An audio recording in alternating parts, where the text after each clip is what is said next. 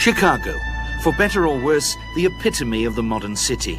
For good or ill, the face of the 20th century, a man-made geometric landscape of glass, concrete and steel.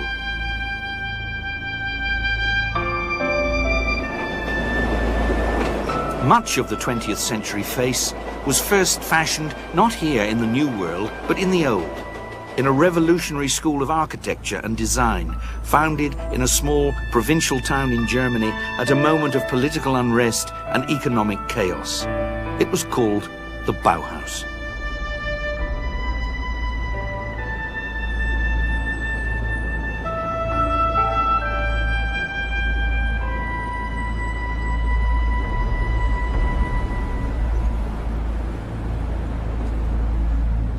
The Bauhaus meant something to everybody. See, the myth was already spread around that if it was Bauhaus, it must be either good or bad, depending on what your opinion was.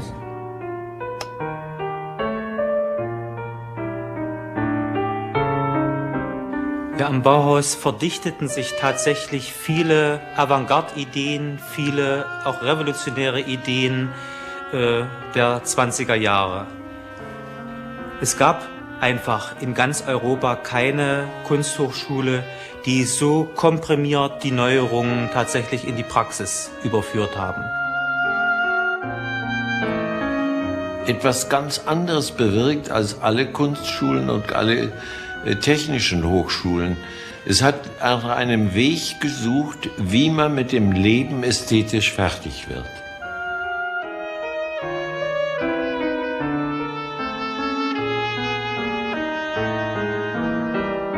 The Bauhaus was the greatest design institution of the 20th century, without a doubt. It's affected everything. Our cities on a huge scale turned them into rather mechanical machines. And it's turned our interiors into rather nice, simplified, kitchen-like instruments.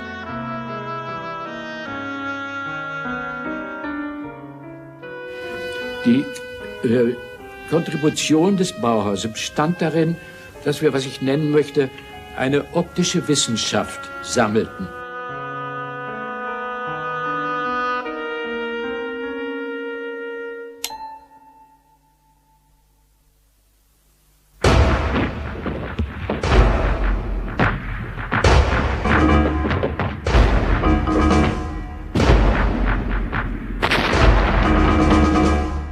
The Bauhaus was born out of catastrophe. The new world it helped to shape came painfully into being some 3/4 of a century ago, even as the old world was collapsing. The Bauhaus was the idea of Walter Gropius, a German architect who, while serving as an officer in the Great War, dreamed about a school of art and design that would help change the world.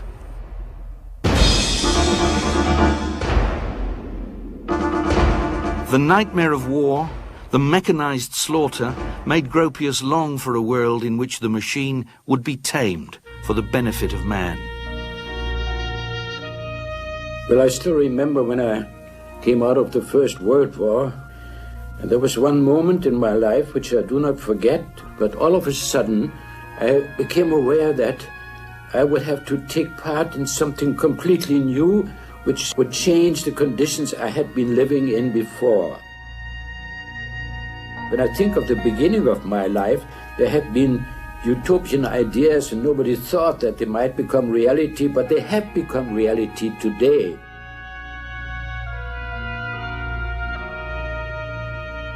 After the war, Gropius began to make his utopian dream come true. He was asked to found an art school and expressed his revolutionary ideas in a manifesto published early in 1919. The school would be called the Bauhaus, Building House, and the manifesto was illustrated by a dramatic woodcut of a Gothic cathedral, its spire soaring up towards the starry sky. The ultimate aim of all creative activity is the building. We must all return to the crafts. The school is the servant of the workshops and will one day be absorbed by them. Let us together create the new building of the future, which will one day rise towards the heavens as the crystalline symbol of a new and coming faith. Gropius was not alone in his utopian aspirations. his school was supported by public funds.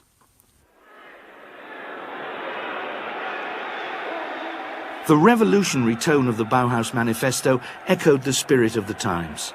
The Soviet Revolution and the German mutinies it inspired helped end the war. The armistice and abdication of the Kaiser were followed by an abortive communist revolution in Germany and the declaration of a republic from the balcony of the Royal Palace in Berlin.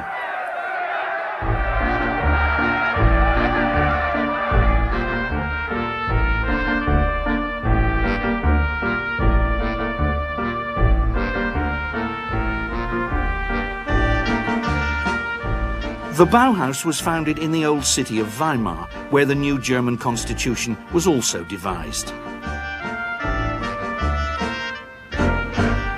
While the Bauhaus began work, the politicians debated in a theatre half a mile away. They met there because Weimar was less troubled by rioting than Berlin, and because Weimar, once the home of the writers Goethe and Schiller, was regarded as the cultural heart of the nation. In these two buildings, a revolution in art education took place. It was a revolution which gave us the method of workshop-based training used in many schools of art and craft today.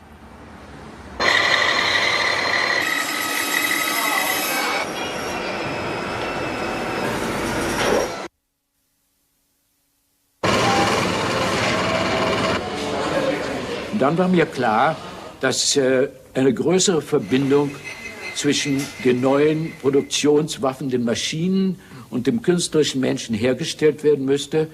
Infolgedessen habe ich Werkstätten errichtet, in denen die Leute von zwei Seiten erzogen wurden. Einmal vom Künstlerischen und vom anderen vom Handwerklichen.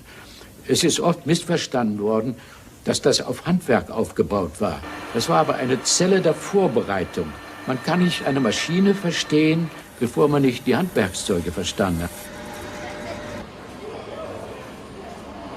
So the backbone of the Bauhaus in Weimar was its workshops, where the students, known as apprentices, acquired their skills not by designing on paper, but by actually making things. Chairs and other types of furniture in wood, for example. Bookbindings, stained glass, implements in glass and metal, fabrics or ceramics.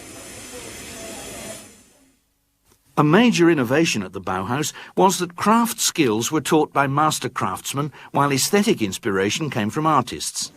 The pottery workshop was run by a master craftsman under the artistic supervision of the sculptor Gerhard Marx, who relished the bohemian atmosphere at the Bauhaus. Wirklich, da war Leben, und zwar künstlerisches Leben. Also das hieß, dass man sich die Schuhe auf die nackten Füße malte und Umzüge machte und rote Fahnen anklebten und so weiter. An Persönlichkeiten unter Schülern und Lehrern fehlte es wirklich am Bauhaus nicht. In my mind, the painters of the modern time had done some constructive thinking. They had developed a certain philosophy as to artistic space and colors and form. So I thought, though the final aim of the Bauhaus for me was architecture, that the painters might be able to bring in really the beginning of a new constructive thought. And they have shown that it was so. We have to pull the whole thing together. We have to destroy these separations between painting and sculpture and architecture and design and so on. It is all one. Gropius didn't employ just any artists in his search for teachers who could think constructively. On the Bauhaus staff were some of the most original painters of the age. There was the Swiss Paul Klee, a mystic, as gifted a violinist as he was an artist.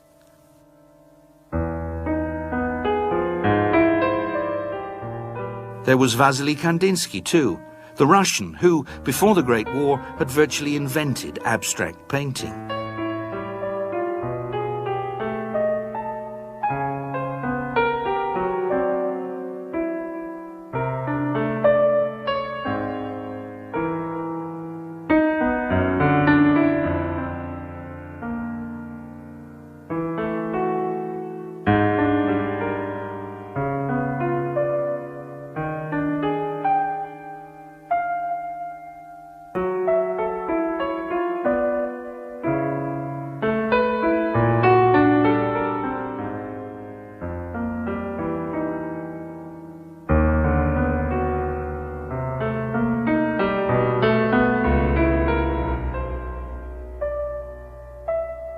He was now developing a visual language consisting of triangles, circles and squares, expressive textures and dynamically moving lines. Kandinsky's compositions made no reference to nature. They were shaped by the way he felt.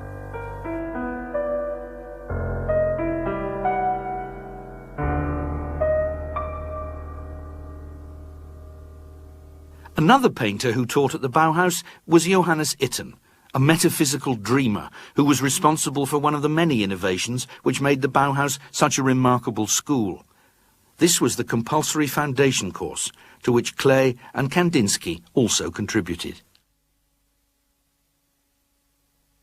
Johannes Itten's foundation course was the basic unifying factor in the Bauhaus for its entire period. Johannes Itten was there for 3 years, and he was the one to invent this method of teaching, where he would start off with breathing exercises, with intense introspection, with a kind of Buddhist-like calm, which he learned actually from Buddhism. Itten was also a disciple of Mazdaznan, a variety of Zoroastrianism, in whose service he shaved his head and wore monkish robes, even while teaching. Well, Bauhaus was the first time in art and design education that the emphasis had been put on the individual student, the student's emotions and senses and intellect. And it was also the first time that design had been taught in a coherent way within an art context. A student would arrive and enroll for the preliminary course, and instead of previous preliminary courses, which had been all about the history of art and learning about the solutions of past ages, you went straight into abstract forms. You learnt about materials and their textures. You learnt about colour theory. So it was a kind of grammar that you learnt for 6 months to find out about your individuality and which direction will you go. That was the basic structure of the course.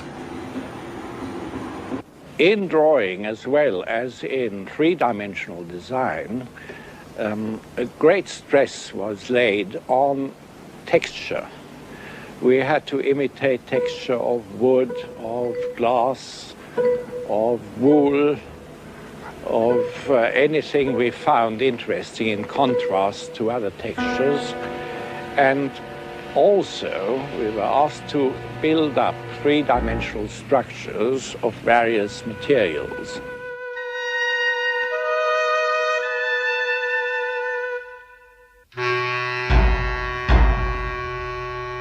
Since it was a depression, a period when they had no money, you had to work with what was at hand. So you would say to the students, go out to the junkyard and pick up from the scrap heap where you can, and then try to find out what's in the materials, in the nature of materials.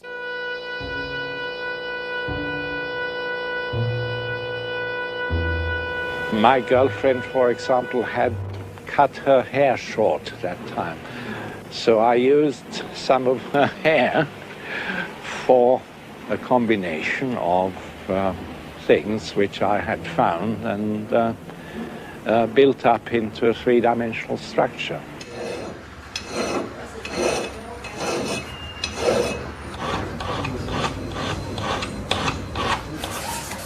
The Bauhaus invented the modern art student. I mean, up until the Bauhaus, art students were rather conformist characters who sat in serried ranks, all doing the same thing, all rather middle-class people doing watercolours and copies of antique sculptures and so on. And from the word go, the Bauhaus attracted a certain kind of rather politically radical student. I was a student, only 16 years old at that time, and I liked it at the Bauhaus because it's so incredibly free, and I could do whatever I liked at the Bauhaus, anything you liked.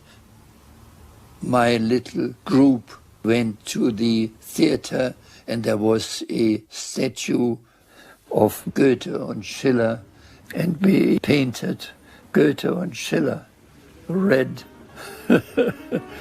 The students were always doing these things, and I was amongst them. By 1920, the local inhabitants of Weimar are already complaining that they dress in this outlandish way. They dress like beggars, nude bathing at midnight, strange music at weekends. Because it was residential, they have these wonderful parties and theatre events and things at weekends. So, you know, your long-haired radical art student begins with the Bauhaus. So that's one aspect of it that made the locals very uneasy, I think. When Gropius opened the school in Weimar, he said that he wanted everyone who applied to have a chance to get in. He said there was to be no deference to ladies. As far as work is concerned, we are all craftsmen.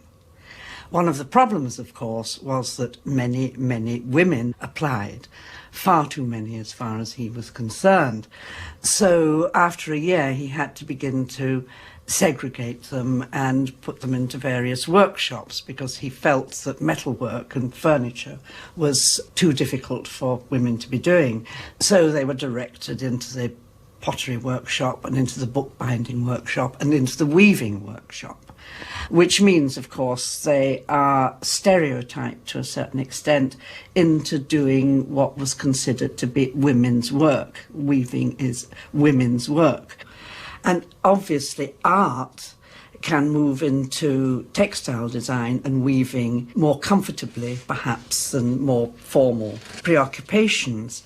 So that in the early years, the designers in textiles are producing these magnificent weaves, tapestries, which are there to be hung on walls.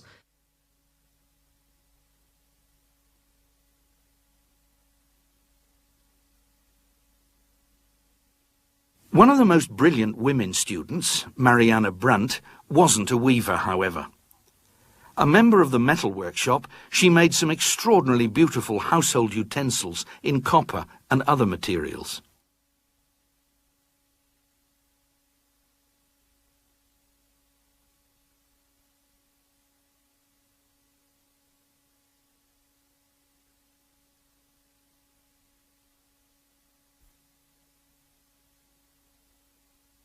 By the time Brandt was producing her characteristically refined and functional objects, the Bauhaus workshops had begun to move away from individually crafted pieces towards products made as prototypes with later industrial manufacture and a mass market in mind. Elegant, simple pieces are the forerunners of what today passes in every home for good, thoroughly modern design. Then they seemed startlingly plain. Everyday objects like tea infusers were designed in terms of their function and the need for mass production. Some products were already being manufactured in series by the Bauhaus workshops. A chess set with pieces signalling the way they moved across the board sold well. A cradle consisting only of triangles, circles and rectangles in the primary colours remained unique. A range of wooden toys made up of separate, brightly coloured elements is still on sale today. The design of many of these products was closely linked to foundation course teaching, in which there was an emphasis on colour and geometry. In the foundation course, attempts were made to subject form and colour to scientific laws. Kandinsky taught that the primary forms, the circle, the square, the triangle, represent and convey qualities identical to those inherent in the primary colours, blue, red and yellow. Primary colours and shapes also inspired the productions of the Bauhaus theatre workshop. Theatre was central to Bauhaus teaching because it provided a way of bringing several artistic forms into an intimate and expressive unity. Its artistic director was the painter and sculptor Oskar Schlemmer.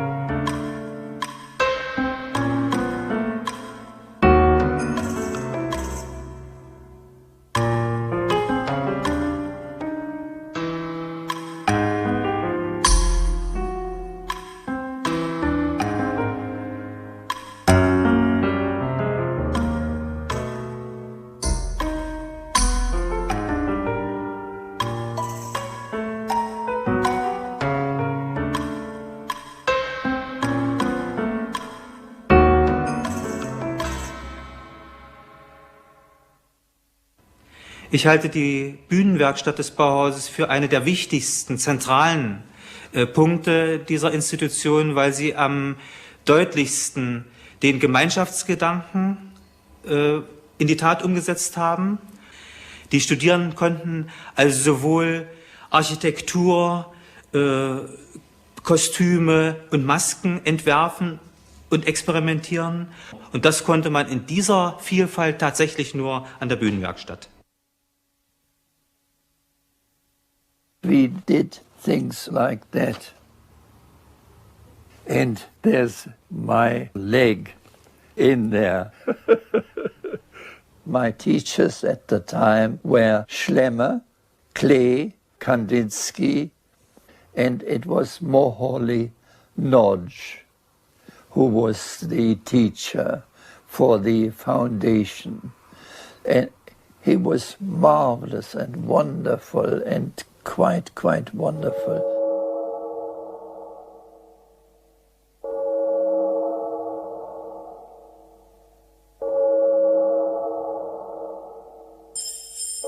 Laszlo Moholy-Nagy was a Hungarian constructivist and the master of many media.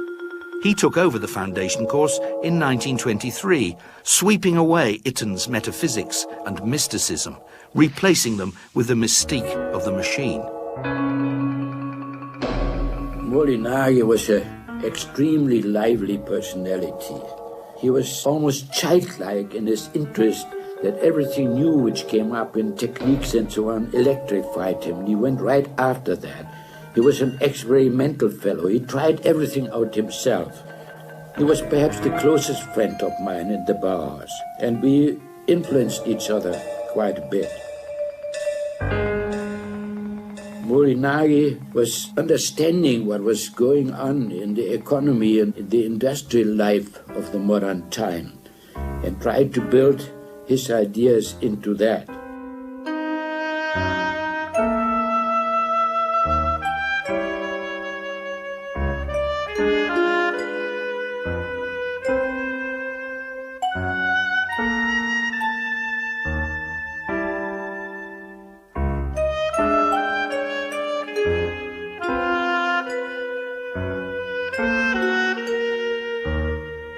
The new foundation course was also taught by Joseph Albers, who came to the Bauhaus as a student in 1919 and became the first graduate to teach there.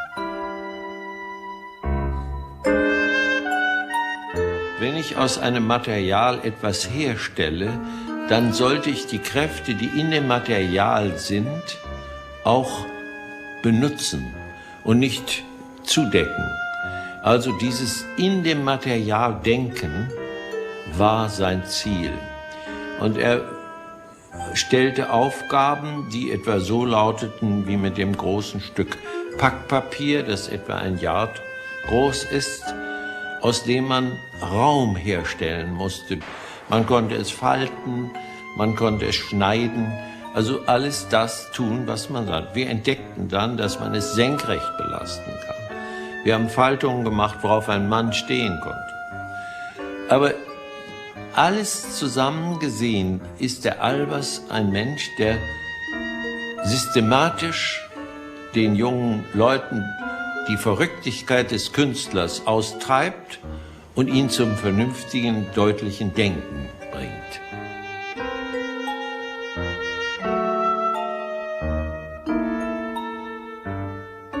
The paper constructions made under Albers' supervision trained the students to think not so much like artists as engineers.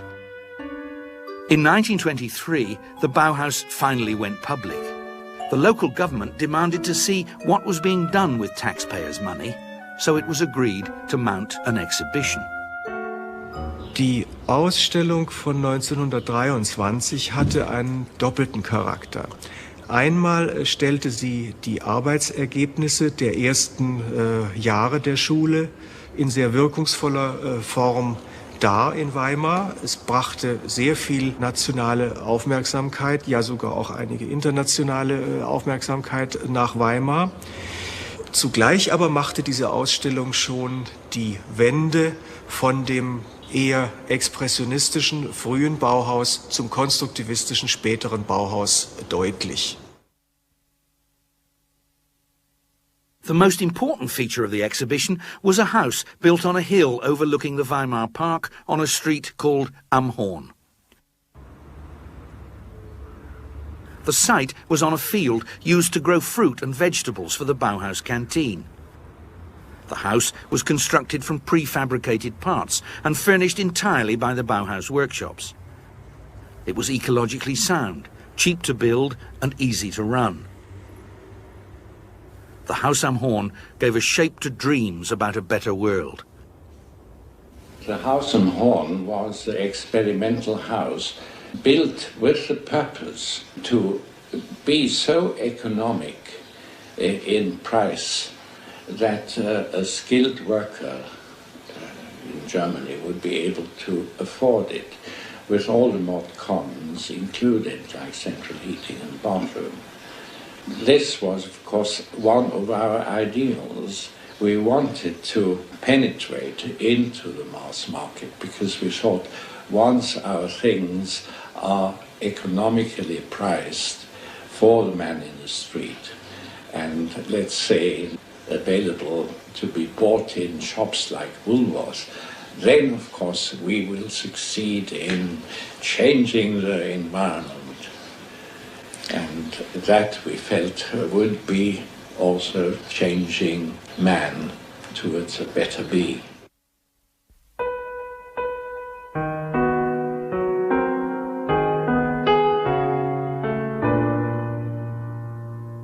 They designed a kitchen which is a laboratory for cooking. They are using ceramics and glass that's been designed in the workshops, and it's not a sort of kitchen living room which most medium-class houses intended to have, or a kitchen in which the servants would work, which is totally segregated from the rest of the house. It's part of the unit of the house, but at the same time it's laid out along rational principles. In these kitchens, they had everything, the storage, the layout, to produce an efficient centre of the household. The kitchen is remarkable in that it's a very early expression of American ideas of household management.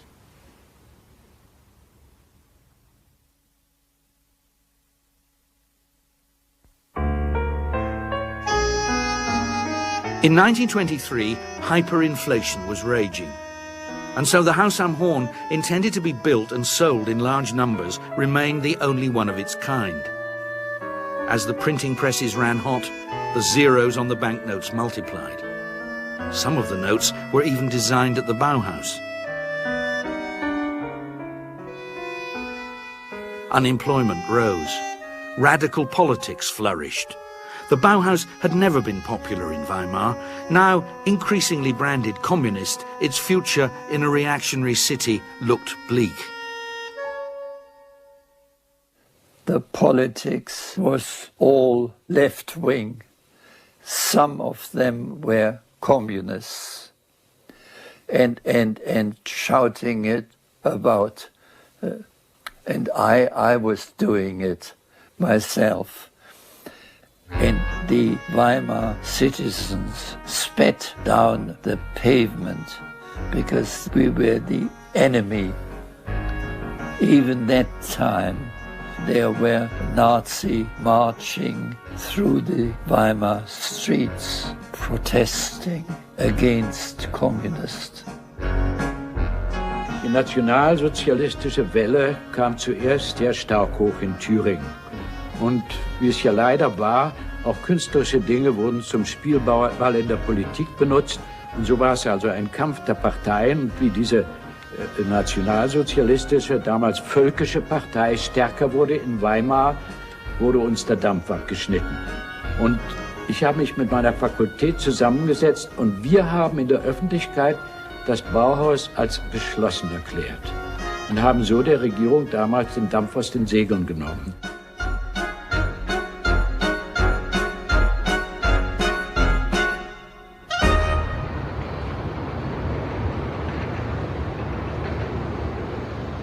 In 1925, the Bauhaus reopened in Dessau, an industrial city to the north.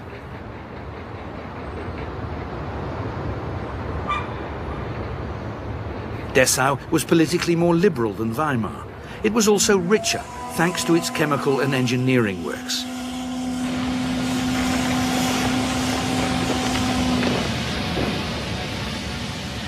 Junkers, one of the world's most advanced aircraft manufacturers, had its headquarters there. Since the Bauhaus workshops were now designing for industrial manufacture and mass production, Dessau seemed like its natural home. There was money for a huge school building which Gropius designed. Thanks to advanced construction techniques, it took little more than a year to build in glass, steel and concrete. Everything was under one roof: the workshops, offices, canteen and student flats. It was the crystalline cathedral of functionalism. The Bauhaus was one of the first buildings in Europe to express the hunger for directness and simplicity which affected architecture almost everywhere at the time and were the most visible characteristics of the international style. Es ist in seiner Anmutung ein kristallines, klares, wunderschönes Gebäude, ein Musterbeispiel für Konstruktivismus. Und es ist bautechnisch ein unglaublich modernes Gebäude, denn alle die großen Glaswände sind Vorhänge, die von oben herunterhängen. Die stehen nicht. Sie sind nicht tragend, sie sind Vorhänge. Filled with light, uncluttered, somehow severe and clinical, the Bauhaus looked less like an art school than a huge laboratory. Appropriately enough, its leading teachers, Kandinsky, Klee and Gropius, looked less like artists than chemists or mathematicians.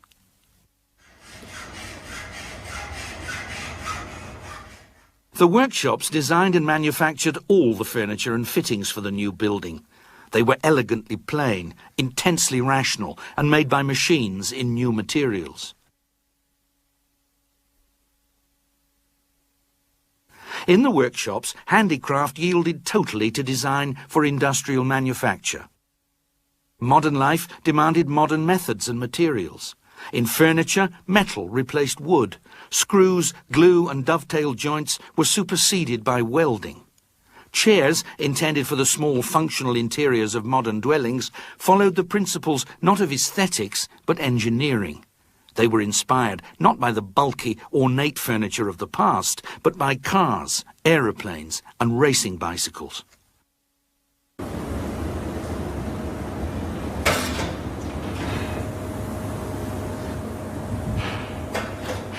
A chair, known as the Vasily, was designed for Kandinsky. Strips of leather were stretched over a cantilevered welded construction of chrome-plated tubular steel. Light, visually arresting and economical to manufacture, it occupies very little space and looks as though it takes up even less. Created by Marcel Breuer, it's one of the archetypes of modern furniture and one of the icons of the age.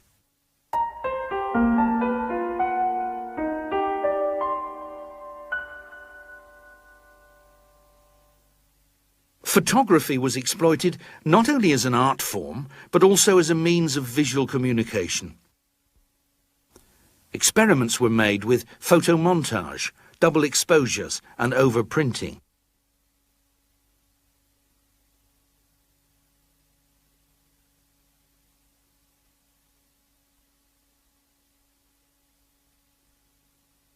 Typography and graphic design made commanding statements, bright, bold, simple, and devoid of every kind of decoration. Even serifs were banned.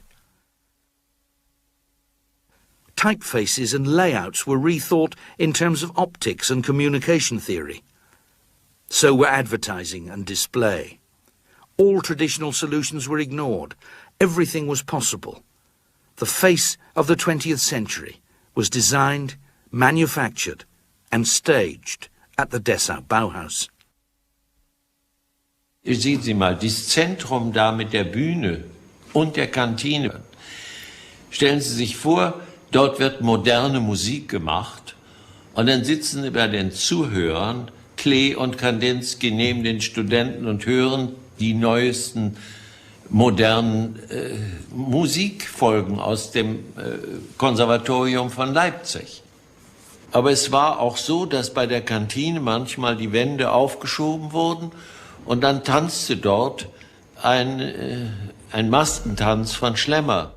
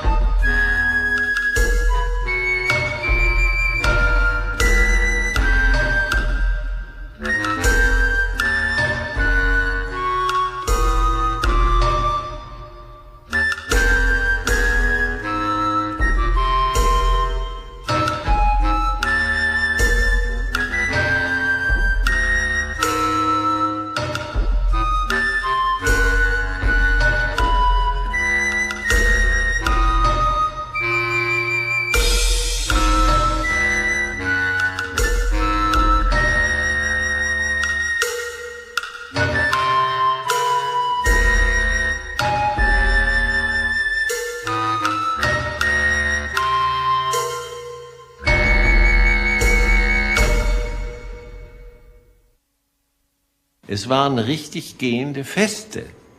Es wurde also ein Thema gegeben, metallisches Fest. Und dann musste man sich danach etwas erfinden, was in diesem metallischen Feste eben richtig war.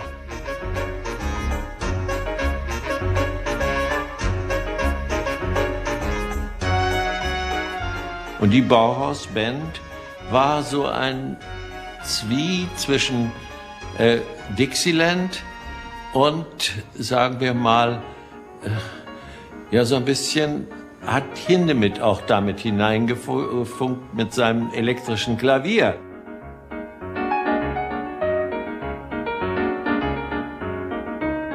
Wenn wir uns auf die Straße wagten, besonders die Weberinnen, die in Hosen gingen, dann war immer ein Aufruhr da. Das ist unmöglich, sagten die Leute. Und wenn wir kamen mit unserem Pony, sagten die Mütter zu ihren Töchtern, guckt da nicht hin, das ist ein Bauhäusler. Also wir waren wohl die Punks hier für die Dessauer Welt.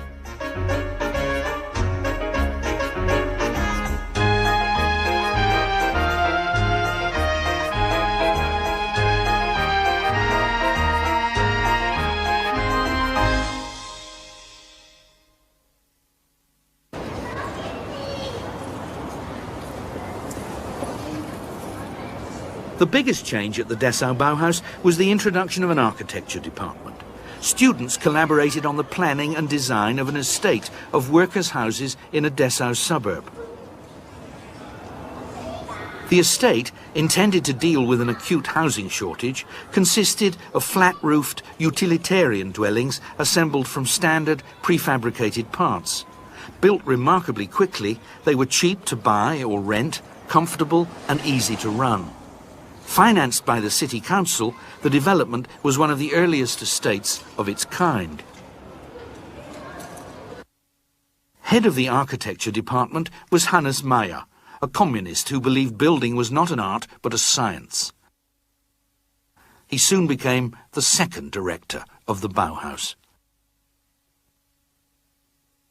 When I in 1928 stepped out, because I thought that with the coming up Nazi movement, that I was a factor which did harm to the Bauhaus because they attacked always me, I stepped back and wanted to go again into private activities and made Hannes Meyer to my successor. Hannes Meyer had not told me about his strong leanings towards the very leftish political side. Dies hat dann im Lauf der Zeit, der nur 2 Jahre, die Meyer am Bauhaus war, dazu geführt, dass sich die Tendenz der Schule gleichsam nach links verschoben hat. Was natürlich auch damit zu tun hatte, dass 1929 in der Folge der Weltwirtschaftskrise eine sehr starke, disparate Bewegung in Deutschland war, die ja dann auch den Aufstieg der Nazi-Bewegung begünstigt hat und auf der linken Seite des politischen Spektrums ein sehr starkes Anwachsen der kommunistischen Bewegung, die auch am Bauhaus aktiv wurde. Dies war der eigentliche Grund, Hannes Meyer 1930 von der Leitung des Bauhauses zu entfernen und Ludwig Mies van der Rohe zu seinem Nachfolger zu bestimmen. They got Mies van der Rohe, who was not a gentleman like Gropius, but a Catholic theoretician from the Rhineland. And if you know Germany, you realize that the Rhineland was different from Prussia. Mies van der Rohe was easygoing, Rhineland, wine drinking, cigar smoking, easy, quiet, secret man. And when Mies van der Rohe got there, he was horrified by the functionalist attitude of everything, and he believed in art. And he was himself a great friend of Paul Klee and of Kandinsky. And he wanted to bring back art as the foundation for the Bauhaus, not losing the discipline. He was much more disciplined than the Bauhaus. The Bauhaus was ideological, but led easily into political protests. Under Mies, who became director in 1930, architectural studies dominated the Bauhaus and all political activity was banned. To no avail. In Dessau, as earlier in Weimar, the Nazis gained control of the city council and closed what they saw as a festering sewer of communist, cosmopolitan and Jewish ideas.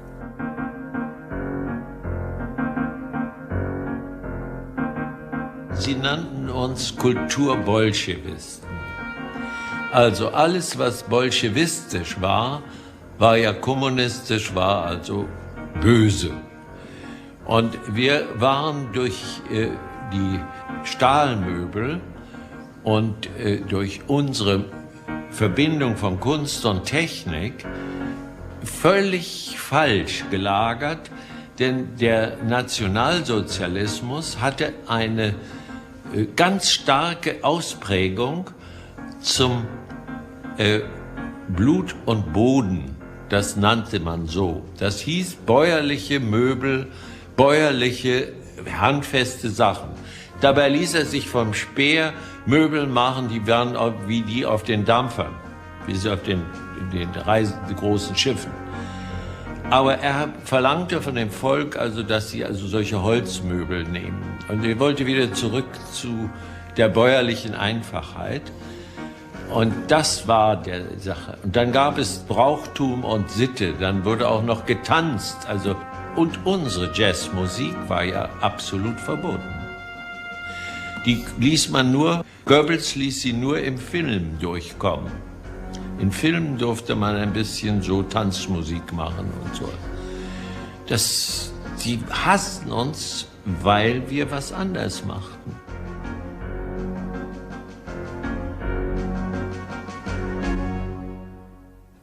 People said, oh, these objects in themselves, they're radical, they're modernist, they scare ye olde Nazi aesthetic. That simply isn't true. Bauhaus artifacts were on sale throughout the 1930s in Germany. In shop windows, you'd have a Marianne Brandt kettle next door, a teapot next door to Nazi swastikas and souvenirs of the regime. There's even a famous postcard of Hitler reclining in a tubular steel chair. So it wasn't the objects which caused the problem. The Nazis quite understood industrialization. I mean, autobahns, gas stations, the four-year plans, you know, the Volkswagen. They understood all that. It was the teachers and the students. And it was that image of the Bauhaus that got them into trouble. Stormtroopers commandeered the Dessau Bauhaus, shattering glass, throwing tools, files and furniture out of the windows. Another sinister kind of school took over the building. It trained party functionaries. The last home of the Bauhaus was Berlin.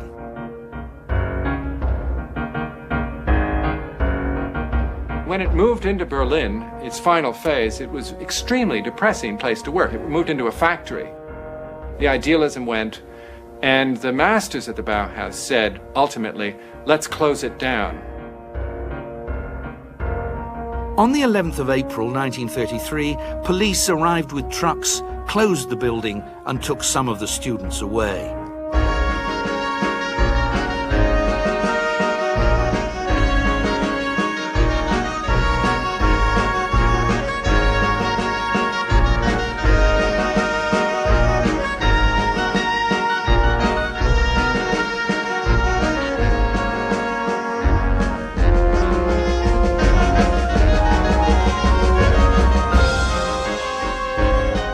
By the beginning of 1933, the Nazis had come to power throughout Germany.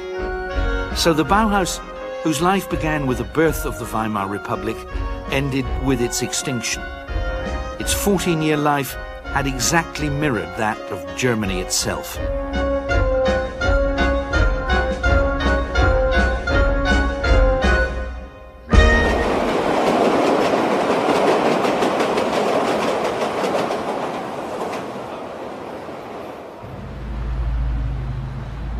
The Bauhaus died in Germany, but its teachers and students spread out throughout the free world, taking their ideas and convictions with them. These took deepest root in America, particularly Chicago. Ironically, the enormous reputation and influence of the Bauhaus were enhanced by Nazi persecution. Transplanted to the New World, the Bauhaus idea proved more fertile than ever. Thanks to the presence there of Gropius, Mies van der Rohe, Moholy Nagy, Albers, and many other former members of the Bauhaus, the American city became the architectural proving ground for the industrialized world. Not only the definitive face of the 20th century in architecture and design, but still a crystalline vision of the future.